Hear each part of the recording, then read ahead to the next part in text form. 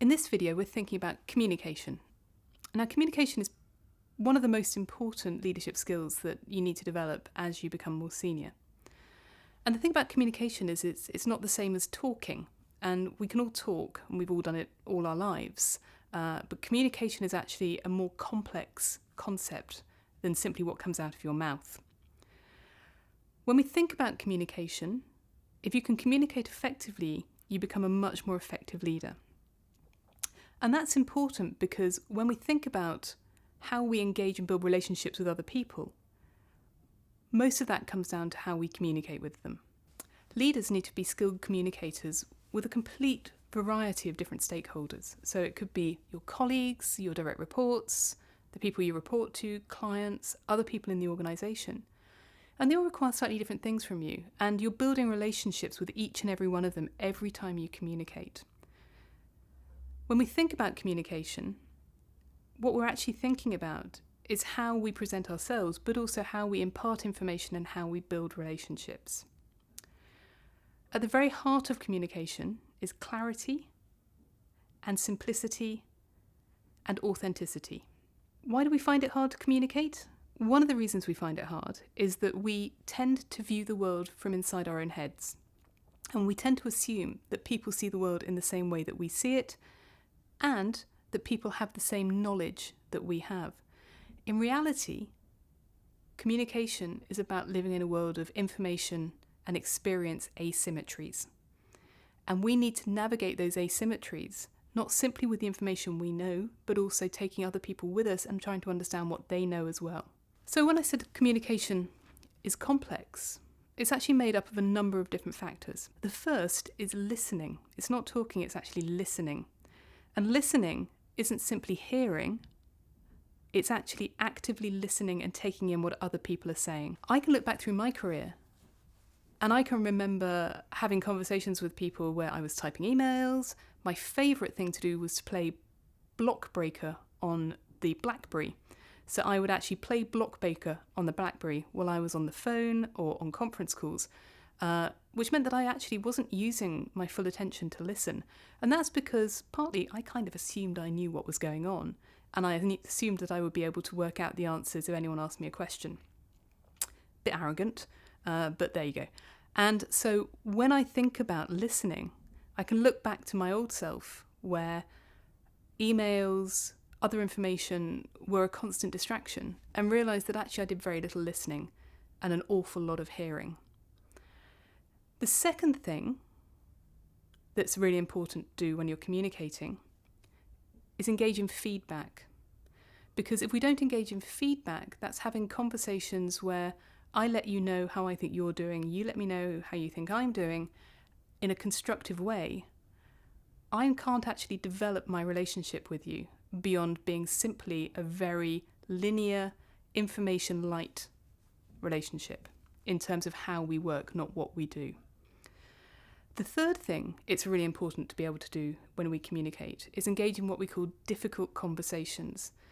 Well, actually, I don't call them difficult conversations. I actually call them conversations, because what we frame as difficult conversations are frequently conversations that we need to have in our role as a manager or in our role as somebody who holds more than simply a production job in a particular project. Whenever you find yourself framing a conversation as difficult, you automatically enter it in a state of conflict or a state of anxiety.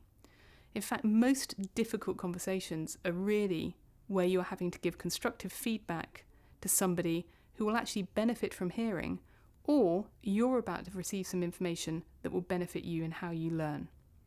So every time you think to yourself, this is going to be a difficult conversation, take a step back and ask yourself, why do I think it's going to be difficult? And how can I actually frame it in a way where I can see that there are useful outcomes that I can deal with? And just talking about difficult conversations, it's useful to understand that when we find ourselves heading into what we see as potential conflict, there are normally 4 key reasons why that is happening. The first is that we're not clear on what the task is, or the other person is not clear on what the task is that is being required to be completed. The second source of potential conflict is that there isn't agreement or understanding of what the process is, or in fact there's misunderstanding with people having different ideas of what's required. The third is status. Who's actually responsible for what's being done? And quite often, and we talk about delegation, quite often in delegation, the responsibility for output tends to sit with the delegator, not the delegatee. And actually that's an important conversation to have about who owns the downside if things aren't done properly. The final source of potential conflict are relationships. And there's not a lot you can do about that. Do you get on with somebody or don't you? But predominantly the majority of difficult conversations that we encounter tend to come from, do I understand the task? Do I understand the process? Or do I actually understand who's taking responsibility for this? So it's all very interesting. To be a good communicator, you need to listen, you need to give feedback, and you need to be able to have difficult conversations. How hard can that be? Well, the answer is actually quite hard because, first of all, we're not very good at listening. I know that certainly throughout my career, I've been the kind of person who has already started to formulate answers before the other person has finished speaking. And that's because I was in a situation where I quite happily used other people's conversations as a confirmation of what I already knew, and then pretty much ignored everything else because I already had a great answer to what I thought they were talking about. Now, maybe 9 times out of 10 I was right, but certainly 1 time out of 10 I was fundamentally wrong and I missed key data because I wasn't listening. I was being too clever formulating my own answers. So when we talk about listening, it comes in a number of layers, and I challenge you to think about how you listen, particularly when you're working with direct reports. The first level is what we call downloading. I listen simply to confirm what I already know. The second level is actually where I'm listening and I'm waiting to find out something I didn't know. And I call that active listening. And so when I hear conversation that triggers in me, oh, I didn't know that, at that point I'm actually engaged rather than simply waiting for a confirmation of what I already knew. The third level is empathetic listening, where not only do I learn something new and I acknowledge that, but I also get an understanding of how you feel, what you're experiencing. That is the level of listening I really encourage you to think about. Because when you can empathetically listen, not only do you get new information, but you also understand the relationship landscape, the management landscape you're working in, which makes it easier to manage people who are working with you. So if somebody is out of their depth, and you can understand what that feels like, that gives you a better opportunity to put in place some support that will help them actually achieve what they need to achieve. If somebody is highly distracted because perhaps somebody's ill at home, that enables you to understand why they may be challenged in delivering. If somebody is just frankly not interested in working with you, that's also really useful data as well, because the question is not, well, I'm going to ignore you, but actually, what is it that's happened that means that we can't work together? Let's see if we can find that out. I suspect all of these comments are making you feel very uncomfortable, and actually they're intended to. And that is because lawyers tend to be inherently conflict averse. Interestingly, research was done at the University of Virginia Law School by a guy called Martin Sigelman. And he is a positive psychology professor. And what he looks at is whether or not people are inherently optimistic or pessimistic. And having a huge database, he discovered that lawyers, as a profession, are the only elite profession that tend to be inherently pessimistic. And he asked himself the question, well, does law attract pessimists, or does law make people pessimistic? So they went to the university and they tested the intake of JDs, law students, and what they found was that the people who applied to do law were themselves inherently pessimistic, but then their legal training really polished up their pessimism to the point that they could spot the negative in everything. And I think that's one of the reasons that lawyers tend to be quite conflict averse, because you tend to extrapolate the worst possible outcome from any conversation or communication and then avoid it rather than deal with it. The truth is the outcome is probably not going to be as bad as you think, and certainly not dealing with issues or having conversations or badly communicating is a far worse leadership outcome than being a good communicator. So what do we need to think about when we're talking about effective communication?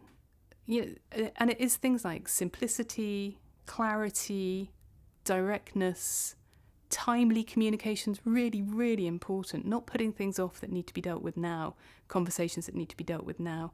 Not assuming that other people know what you know. We will live in a world of massive information asymmetry. And actually, if you can acknowledge that you need information from other people and be open to that, you will become much, much more effective, and you will hit far fewer roadblocks or surprises. Finally, I just want to talk about something which tends to go on in people's heads when they're engaged in communication, particularly listening, particularly giving feedback, particularly difficult conversations. And that is, we have three voices.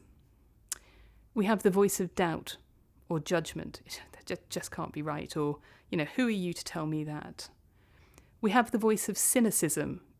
Yeah, right. Or you could be cynical. Yeah. And then finally, we have the voice of fear, which is, that might be true, but I just don't want to hear it.